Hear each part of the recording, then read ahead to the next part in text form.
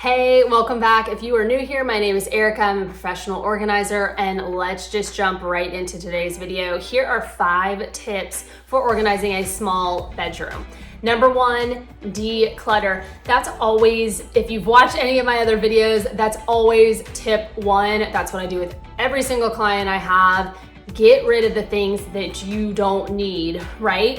Take everything out, know what you have, know what you want, what you don't want, get it out, right? Get out the stuff that you're not using. If you have these small spaces, like many of us do, you really need to maximize your space, right? So stuff that no longer serves you is just taking up space. It's just a waste, right?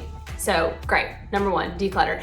Number 2, utilize your vertical space. So this could be, I always suggest in closets specifically, how high can you go with things? If you have a built-in, stack it up to the top. If you don't, what can you utilize in there? Can you do a bookshelf that goes to the top? Anything like that. You can look up all sorts of ideas, and I'll link to some of my favorites. But even outside of the closet, in your bedroom, again, I said something about a bookshelf.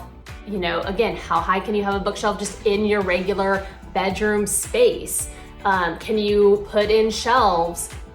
Anything like that, but just really you want to be utilizing all the space that you have. So that often includes that vertical space, and it's one that people sometimes forget about. Number 3 is going to be your under bed storage. So if you're not storing anything under your bed, this is a good place to do stuff.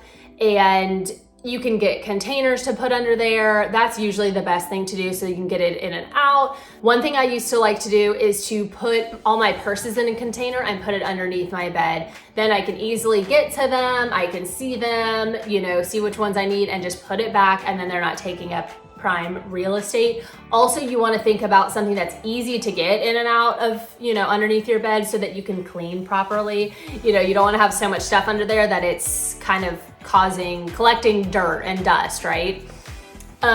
Number 4, use multifunctional furniture if possible. So if you're in the market for a new bed or you're in the market for new tables, really think about maximizing that storage space, things that have multi-purposes.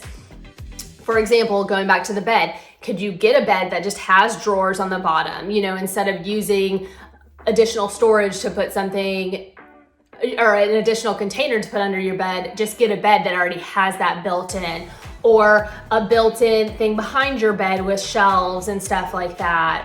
So just being really intentional about the furniture that you are buying if you're in the market for getting new pieces. Number 5, regular maintenance. Because this is a smaller space, the buildup and the clutter will seem to appear and accumulate faster, right, than if you had a big space where you could kind of spread it out. So you really want to be intentional about often going through your things and getting rid of those things that you don't need, and making sure to just put your things where they belong, right? Having those places for your things, having homes for your items, putting them back where they go so that you don't even have to deal with the clutter.